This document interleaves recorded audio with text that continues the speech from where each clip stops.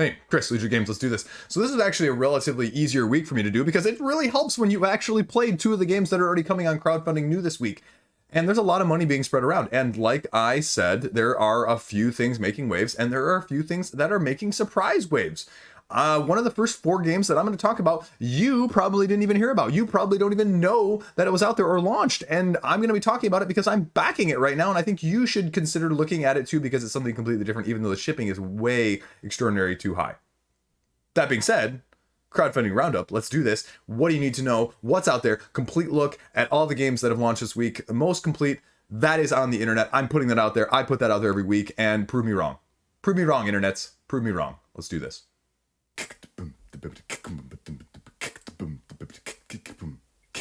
Weird. Like one of the quotes is like, this is the best expansion for any game that I've ever played. Like, really? Like, that's massive. That's like, you know, total hype. And I don't know if that's hyperbole or not when I see quotes like that. Or, you know, this is a must play expansion. Now, some of these are actually really good expansions, but I just don't know, like, because I see hyperbole all the time on every single Kickstarter crowdfunding page that I look at nowadays. And if you're like me, you look at those quotes and, you know, I try to be as genuine as I can. And I just don't look at those and go, you know, is this really how they feel? Is this? And they seem so scripted, you know? And some of these quotes seem so not natural. Like my words do not come out of my mouth the way these quotes are listed, right? That's how I feel about them sometimes. It's just, there's no natural flow to it. It's like I chose these words to try and get on the page, not necessarily because they're words that are going to come from a video. And that's the weird dynamic of things. Anyway, I've rambled on enough about random crowdfunding quotes. What do you need to know? Now, there's a digital co-op mode that I didn't have access to that was sort of the secret thing. And then the big thing that they're doing instead of stretch goals is they're adding a whole bunch of holographic cards. Every $25,000, over $100,000, they're adding holographic cards. So you've got $700,000, which means you've already got almost, well, 27, almost 28 at the time of me filming this, $5,000. And this is less than 24 hours in. So this is going to raise just a ton of money. I wasn't expecting it to raise this much money. I don't know. I look at this game and I say, I like this game, but I also have peculiar opinions. And so I never know how that translates to crowdfunding, if that makes sense, if you will. Like there are some things I love that other people like poo-poo and never talk about and, you know, just rain on my parade in that sense. And there are other things that people jump all over that I kind of go, oh, okay, I know why you like it, but it's clearly also not for me. They're offering a big box. They're offering the individual expansions. They're offering a little bit of everything. You can get it for $35 for one, $65 for the base game, which is the Kickstarter Platinum Edition, which I believe is from the first time around, and 3 expansions. It's $100. That's a lot of money. That's what I said in my video. Like, I thought this was going to be pricey. And the real question is, as good as these expansions are, if you were not a fan of the base game, I don't think necessarily these are going to change it that much. Some of these expansion stuff in terms of the Binding Ties and the Nomad are offering you different types of contracts that are not just, I have to ally myself in a situation that I might not otherwise want to ally, because that was the big criticism of this game in the first place, is you have to ally to finish some of these contracts. And some games like this, you just don't really want to ally, or if your group doesn't do that sort of thing, it's going to fall a little flat.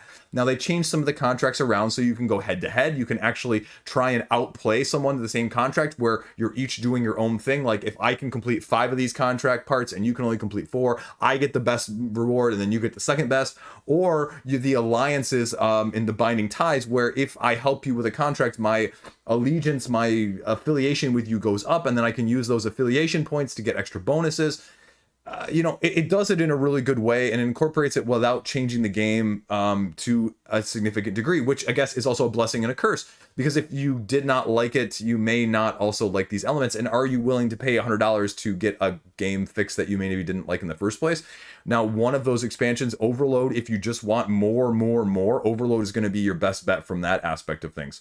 There's a little endless micro expansion here, new negotiation board, dice, and a little bit of cool pins. So take that for what you will, of what you want to get. I have no clue what that actually is. A bunch of quotes by people 10 times bigger than me. So take that for what you will. There's everything on this page. There's too many videos. There's too many quotes.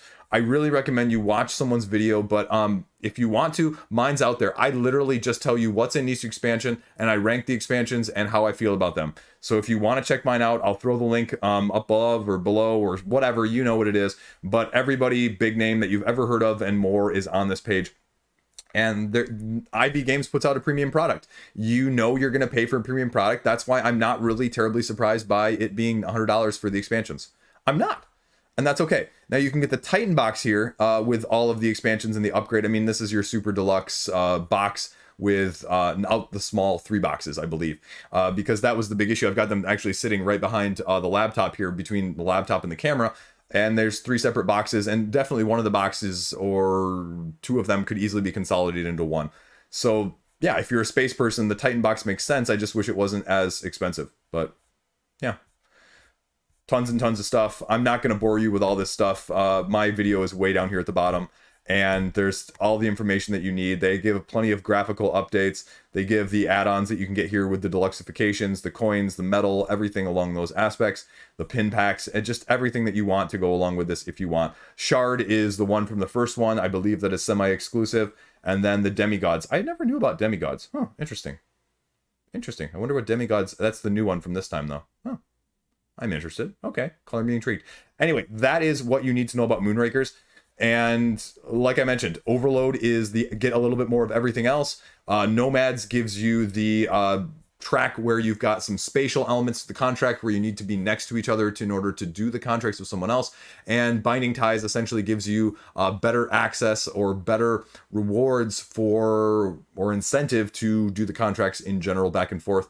If you want more details, again, go to my video, watch someone else's video. I'm sure they have better production than me, so you can check it out in the first place. Next up, we have Star Realms Rise of Empire. This is the legacy sticker version of Star Realms, which is going to be 13-game legacy campaign, 3 new factions. You can upgrade the cards, and you can play it with all of the other Star Realms stuff if you have it. So the question just is, do you need it? I mean, this is a 2-player scenario-based deck builder.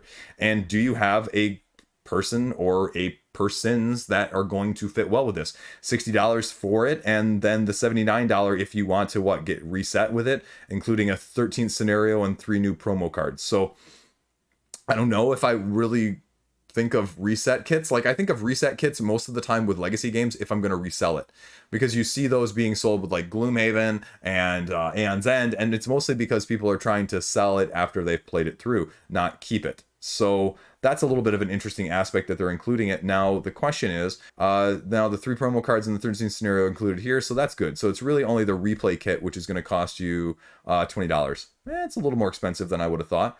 Promos, this is the other thing I mentioned in the upcoming video from last week, is that Star Realms in the past has done exclusives. So you can see here that there are going to be exclusive promo cards, and it's, you know, a little bit tougher to attain if you're going off of their previous track record. If you're not familiar with Star Realms, I mean, it's a Ascension, Dominion-esque style game. You're building factions, you're adapting the factions, buying it with, and playing it through as a deck builder, trying to basically destroy your opponent before they can destroy you. Now, it says 2 to 6 player here. This is the weird thing. This 2 to 6 player game features an epic 2-player 12 scenario campaign. Well, is it what? It's really 2 to 6 player if you integrate it, but it's really only a 2-player game. So if you play this with more than 2 people, this probably is an easy pass for you from that aspect of things. Now, the expensive part is going to be, well, you've got this game board, which, you know, I don't believe Star Realms has a big game board to begin with. Double art score tiles, full color rulebook, okay, all this other stuff, the 60 card deck, 3 new factions, here's the game board, and maybe it does have a game board, I don't know. I'm not as Star Realmy as I probably should be. Custom starting decks, so you each choose a faction that you get to play through, and you get to, this might be the more divisive element of things, you have to play through all scenarios as that faction. How do you feel about that? You can't switch factions halfway through. You've got the Federation, you've got the Star Empire, and you've got the Consortium, as well as the Kingdom and the Scavengers, which are the 3 new ones. So 2 you're familiar with and 3 new ones, as they mentioned. And they run through the differences here between all 3 of them. You know, the Scavengers are obviously going to be scavenging, going for resources, a little bit better at getting and obtaining those. Then you have the Kingdom cards are going to be more combat oriented, as that would make sense. And then the Consortium is going to be better at trading and optimizing and getting purchases earlier on in the game, as it says. it's very much akin to other legacy games that you're seeing here. I mean, this reminds me very much of my legacy of Gravehold that I just played through in terms of the scenario packs that you're opening and you're going through. Now, this one, unlike Legacy of Gravehold, I'm assuming will be in numerical order, because Gravehold makes you jump all around because there's 2 separate campaign books, and they kind of mix it up, and sometimes you go to one and sometimes you don't get one. So that's what you're getting. It sets the setting here if you want scenario 1, depending on where you're at and what the rules are going to be or how they're going to be differing based on the previous results of games. And then, as I mentioned at the very beginning, this is going to use stickers to change either, and this is the interesting aspect, is you're basically recruiting these to change their affiliation, and you can even offer or entice them to join your faction by upgrading their card, which is where the stickers come in from that aspect, like I mentioned. So you can only upgrade a card as you acquire it, and it costs 2 extra trade to actually do it, and 3 to upgrade a base. So how do you feel about that? How do you feel about changing these cards? That was my big issue with Aeon's End, right? With the sparks and the crystals that I just upgraded with Aeon's End, they're not really compatible with the base game. So I kind of don't use those. And so how compatible are all of these? Are they going to be overpowered? Because that's what happens in Aeon's End, is those upgradable ones are going to be overpowered. And so I don't believe that they're used. You just kind of set them aside, which is a whole nother issue of extra sparks and crystals in Aeon's End. Holy cow, is that ridiculous. But then here's the affiliations, and then they run through what you can do in future games with them, and each player gets new sticker sheets in games 1, 2, 3, and 4, so you're not going to worry about running out if you complete a game sticker sheet during that game, but you also can just win that way as well. That's a political victory as opposed to, knocking them out and killing them. And here's the reset kit, and why the reset kit is more expensive is you're getting a fresh 60 card deck.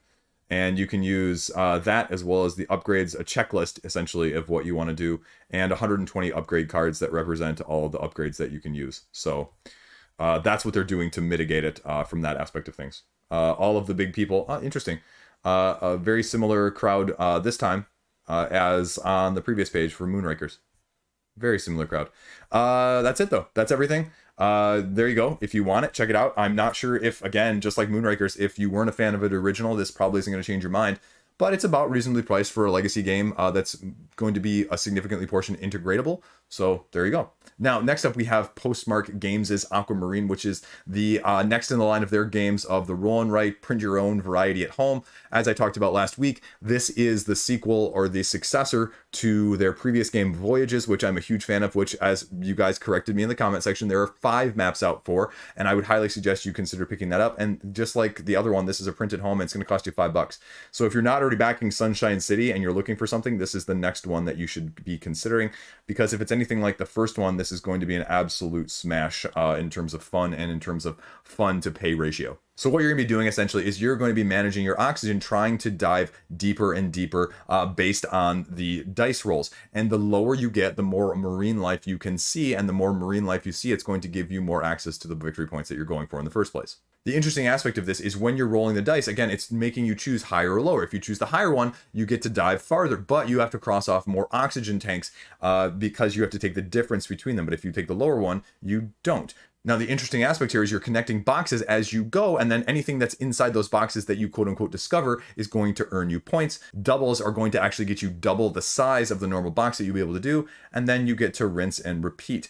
The most intriguing aspect to this is they're taking a basic concept and they're doing it with over different maps. And the most interesting aspect of this as you're looking at this is that with Voyages, they only did 3 during the campaign. They've introduced 2 more post-campaign, and many other backers or consumers have put out their own variations, which have also been very, very well received. So I would expect the same to happen here. Its pay to fun value is just huge. Solo, multiplayer, I mean, I think I printed off 4 or 5 copies of each of this, and it's a great hit with everyone I've played it with in terms of Voyages. Here's Voyages, you can get it now too, and they're just putting out a solid product. So I highly recommend you check out this and Sunshine City, because I guarantee for the price of less shipping than one of the other big projects is going to cost you, you can get a ton of fun to pay ratio with this as well as Sunshine City and or Voyages. So there you go. Next up, we have Raigo. This is the one I was talking about, Raigo. I'm backing Raigo right now. The shipping is more than the game, but this is the other one that really had me intrigued last week. This is a dynamic game where you're going to be playing spells to towers in order to gather energy, in order to use hand management and win the game. The interesting aspect, though, is right here at the top, and they moved this because it was really hard to find at the beginning. There's the whole Kickstarter details in English here if you click separately. So we're going to go over that because otherwise you're going to see a whole bunch of Japanese that's not going to make any sense. So they've updated the stretch goals because this thing has absolutely blown out of the water what they were expecting. If you look up here, it's got $12,000. They were only expecting or trying to get just under $3,000. So they broke their 400% stretch goals. And the interesting aspect is there was an early bird, but unlike a lot of the other Japanese projects that I've backed, the shipping is actually super expensive on this one. And so I'm a little intrigued why, but I'm a little bit trepidatious as well because there's 2 different versions you can get, and there's a super deluxeified version. These are the tokens that you're going to be using, that you're going to be playing, that you're going to be hand managing, and then moving out forward and then using them because there are, as you can see here, 8 different spells that you're going to be choosing from that are all going to do different ways of interacting with the tokens or the piles that you're going to be playing them on. So there are, if you look very carefully, little marks in the corners to indicate which ones they are, because otherwise, if you're like me, you're never going to remember which one is which when you're looking at those symbols. And then they also talk about some of the stretch goals that they've already hit. And the expansion that they're offering on the page here, I'll scroll down a little bit because I'm backing one of the early birds. But if you look at, let's see, is actually on the page here. I'm pretty sure. So here are the limited quantity pledges down here. I didn't get this one. I think there's 2 of these that are identical. And I'm getting the black at a discount price. That, as you saw, there's a black and a white copy. And then let's see, there are, here we go. The premium pledge, which includes all special pledge items, including the titanium version of it, a wood tray, and I believe there's a little bit of an extra expansion that comes with one of these. But that's like $264. That's massive. That's a massive amount of money. So I can't imagine playing or paying for that for this game when I can get the regular version for $39. But some of the stretch goals are already including extra tokens or extra spells that you can see here, including, I mean, you're already looking at 9 extra spells. So with the other expansion that they're offering, 12, 15 extra spells, it's just more of a balancing issue. Can you actually balance them all from that aspect? So what this is doing is you're doing hand building and playing these spells essentially as you're drafting them from different piles into your hands as well as then out of your hands. So here it gives you a little bit better breakdown of the pledge levels. You can see here the black version and the white version. There's only a very limited amount of the white version, but you can apparently add it as an add-on now that they've said. The standard version is still going to be a little bit of a price discount, but you're going to miss the early bird. Then you have the Kickstarter exclusive one here, but you can see the price jump there, almost 100% increase in the price jump there for essentially this expansion that I've already said includes the playboard, but with the other unlocked expansions, I'm not sure it's 100% necessary. Then you start to see additional deluxeifications that are going here that are going to make it even more expensive, and just further and further and further. Here's the real kicker, though. It's going to cost me somewhere between $30 and $40 to have this shipped, which is why I'm a little unsure. I think it just must be heavier. They run through the stretch goals here that they've already hit, and then they talk about the game system of attacking, defending, and building. So what you're doing is you're playing one of these tiles and the lightning is striking on the highest tower. And what that does is you're going to be battling against other players in order to build said tower. But during this time, you can use spells to ruin or disturb someone else's tower by taking the tokens away depending on what the spells are going to do. How do you want to play a token on your turn? Are you going to attack? Are you going to defend? Or are you going to destroy depending on what you want to do with all of these? And apparently this isn't even the first edition. So I'm really excited. I think this one actually looks really, really good. And I think this could be a sleeper hit for things because I know no one else is going to cover this. But I think it really looks cool. I think it's really got something under the sun that isn't really seen elsewhere. But, you know, it's a little bit of take that too. So are you actually going to be interested in it or not? I cover it because no one else covers it because this is the stuff, again, that deserves the coverage in the first place. Next up, Silver Coin. I talked about this one. I put out my video. You guys watched it. Thank you for watching it. It's already at almost 300% of funding. This is The Witcher if The Witcher was more of a movement-based dice rolling, many different actions to choose from sort of game with open world, if you will. This is much more open world. This is much more drafting. This is much more finding a combination of cards and monsters that you are going to be going through. I only had the experience and the pleasure of playing the competitive. I did not have the solo or co-op, so if you may be interested in one of those, you're going to have to look at one of the other videos on the page. 48-hour early bird is going to be over by the time you guys see this, but they're already unlocking stretch goals of giving you additional content that you can see here. And it's just going to be more of an open world, multi-action selection sort of game. One of the big things, probably the nicest thing that I really liked, is the auction bidding in terms of the opening, as well as later on, depending on the round that it is, that weather is going to have an effect, that it's going to allow you to mitigate some pluses and minuses in terms of battling the monsters in the first place. And this is a small company. This is not a company that, you know, even though it looks like it's, you know, higher production, not going to be widely available at retail. They have a smaller box. I know they were great in commenting Bonafide Games in my comments on the video, saying that they have a much smaller board, because I showed this massive playmat, but they have a much smaller board that's much easier portability wise and accessibility wise. And scenarios, again, as a co-op situation and a solo game, this is just something different. That's dice-driven combat, so you need to be aware of that, unlike the Witcher's deck-building combat. And there are a lot of different types of decks. There are a lot of different types of monsters. You're going to be rolling the dice in order to beat the monster's health in order to do them a damage, and you have to do that many damage in order to win. So you'd have to roll that many times to beat what they're offering. And it's a little bit of everything under the sun. It's a little bit over-ambitious, to be very frank with you. And I always say with these games, I wish that they almost went with one mode instead of three. Now, I talked to them prior to campaign months ago, and they explained to me the whole reasoning. So, I mean, I understand it. From a visionary standpoint, do you. But I always just worry, like, one of these modes is going to be better, or you're really going to like one of these modes more than the other. And, you know, how does that compare to the other games that are of similar modes? So, just a thought, just a, you know, consideration in these scenarios. Expansion, I knew nothing about that. 3 additional scenarios there, 5 additional scenario tokens, 50 event cards. There's that big mat I was talking about, 70 by 90 centimeters. Yeah, that's probably about right. It's massive. Stretch goals here, new monsters. There are plenty of monsters in the base game, to be very frank with you guys. Tons of monsters. This dwarfs The Witcher, which is the obvious comparison. Although The Witcher, again, is more of a deck builder, action selection RPG game. This is a little bit less of that. This is more of an asymmetric dice chucker with open world, if that makes sense. Everything else is down here. We looked at the price point already. It's about what I would expect for this level and this amount of content. And yeah, not really surprised by anything. I'm assuming my video is somewhere right there. Ooh, nice. So yeah, that's it. That's everything you need to know about Silvercoin Age of Monster Hunters. Check it out if you have interest, or let me know in the comments down below if you have any other further questions.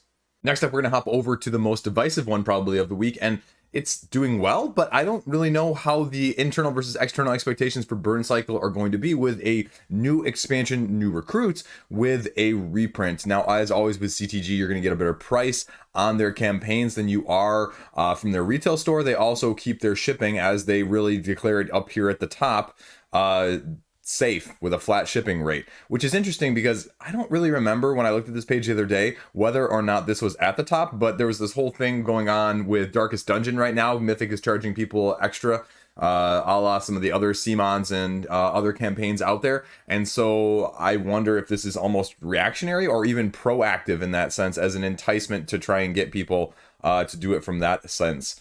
But this is Burncycle. This is the one that it's been on the hotness. You have all of the major channels are hyping it here on this page, so you can check out if you want what their thoughts are, how they like it, what's going to be new with this content, and just what do you need to know about the game itself. What's in the box? Well, everything that you need to see, all of the other stuff that's going to be going along with it in terms of the expansion stuff. This is the quote that was really weird to me. The most accessible, well, the CTG games are not terribly great accessibility-wise, contrary to what you guys are going to say in the comment section.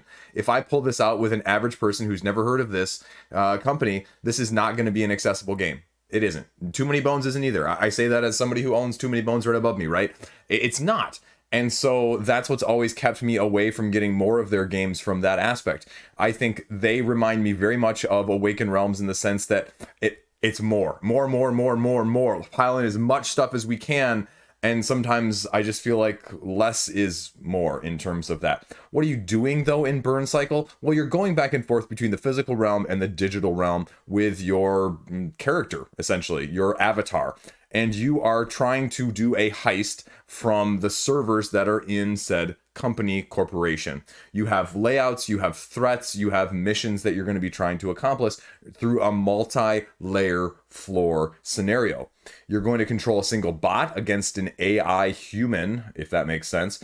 And what you're going to be doing here as it runs through is a command cycle of chips. And as you run through these chips, you can start anywhere in the cycle, but you have to progress linearly, in the sense that if you pass one up or if you start later, you can't go back. And then once you do the physical side of things, then you get ported into the digital side of things, and you're trying to go back and forth between nodes and hit enough nodes so that your hacker, your bot, can get the information that you're trying to steal. But the AI is going to try and boot you off. The AI, or the human hacker on the other side of things, is going to try and boot you off to prevent you from getting farther in there. And there's a warning system, there's an event system, there's the network cards that you're going to be dealing with that are going to happen during your turn and during the bad guy's turn or during the enemy's turn. And it runs you through sort of the threats in terms of, as threat gets higher, different things are going to happen. There's going to be different benefits, but there's also going to be different detriments that you're going up against. More bot stuff, more characters, just like CTG's other property with Too Many Bones. They're going to give you plenty of things that you can play with in terms of that. So it is what it is. I have no idea if this is considered good or not. You're going to get metal miniatures as well if you really are a lover of this game. There's a gameplay all-in, as you can see on the bundle on the right side here, for $220. And then you can get just the new stuff for $45.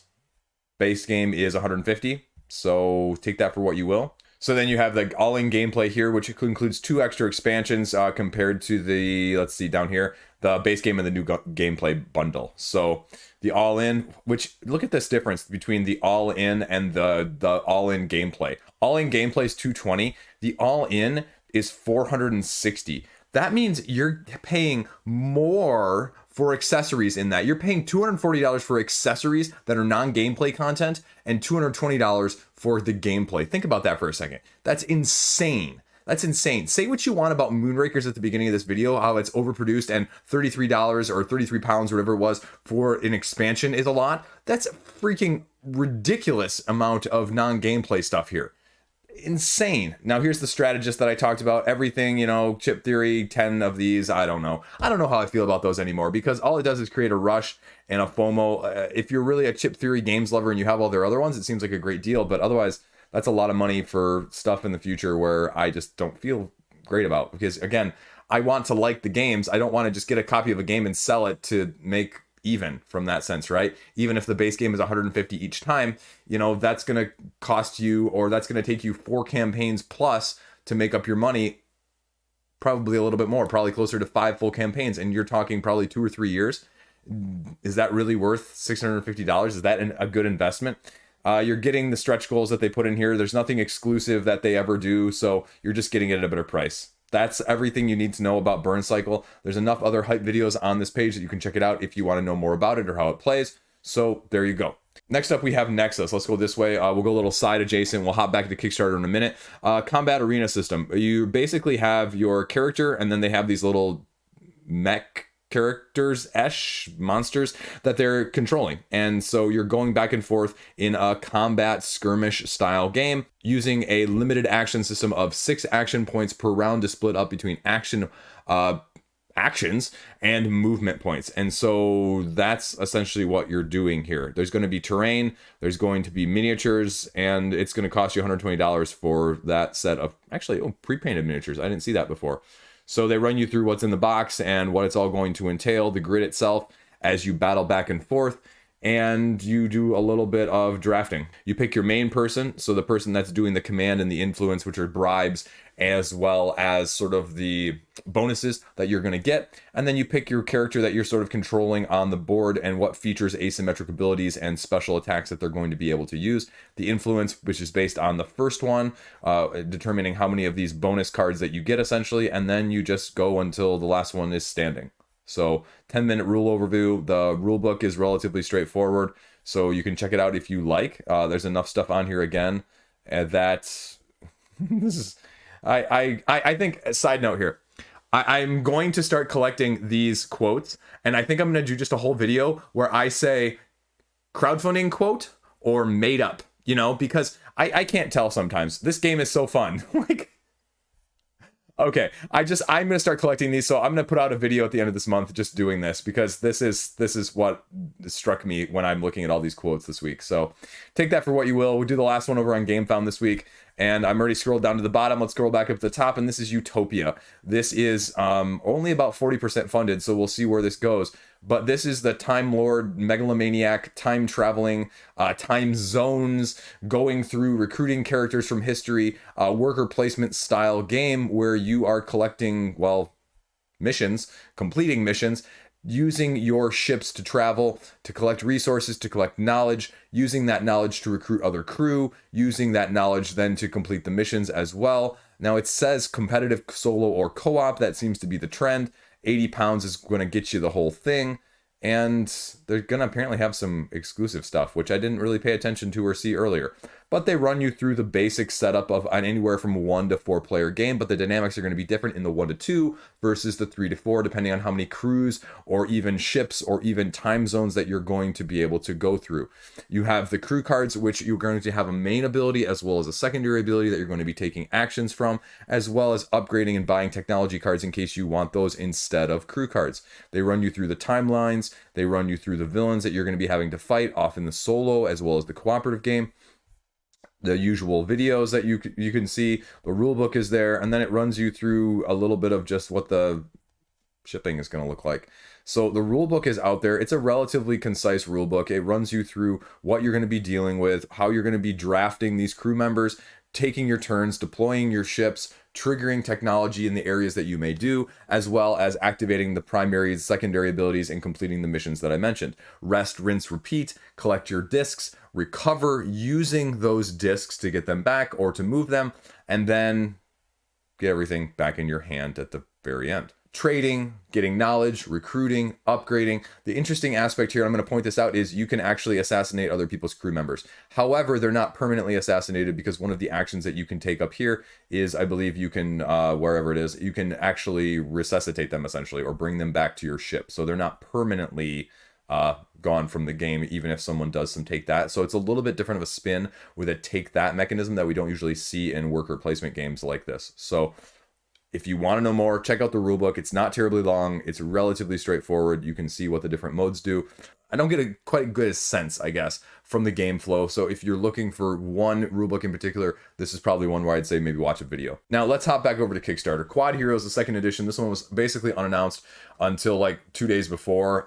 This is the second edition of this dice rolling, dice character-based asymmetric ability, upgradable special ability type of game, if that makes sense. I think of this as like Catacombs meets almost Cubitos, if that makes sense, a little bit in terms of the upgrades, but the sides of the dice are going to have different abilities, and depending on how you move the die along, because you can like jump it, you can just flip it to the next side, and whatever ability is on the up portion of things facing up is the ability that you're utilizing that turn. Then you play cards, then you take other once a turn abilities, and you're going to be trying to compete missions essentially, or scenarios based on what mode you're playing, whether again solo, cooperative, or competitive. This one though is very expensive, and they have a true funding goal of $110,000. At least I'm hoping that's the true funding goal and not just the funding goal.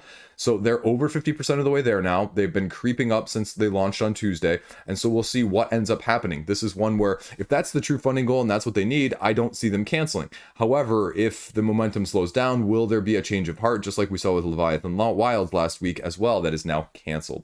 This is a second edition. This is going to be 1 to 6 players, which is a very unique count, and then 20 minutes per player. So you're going to be tumbling and going along and going over obstacles and journeying, trying to find these crystals in order to win the game. But like I mentioned, the deluxe edition and the retail edition, the deluxe edition, $70 more. That's a lot of stuff, but it's a lot of gameplay too, but you're having to get some of the premium as well. Now, if you're a first edition backer, they are getting you an upgrade kit for $39. So take it for what you will. Free for all, team games, and the rule book there if you're really interested.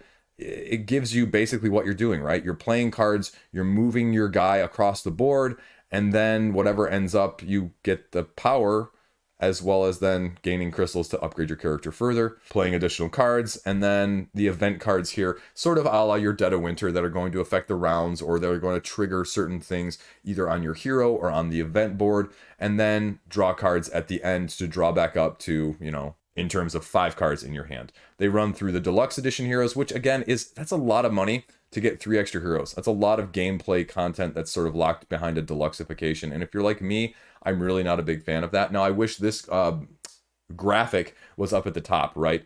What's new in the 2nd edition? Why should I get this? So this thing should be just ported way up to the top. And so that, you know, if you were a previous backer, if you saw some criticisms, put that at the top, like shout that from the rooftop, because that's why people are going to be looking at it, right? What did you do to change things? What did you do to make this better? 1st edition Journeyman, all in gameplay content, so all the new stuff essentially.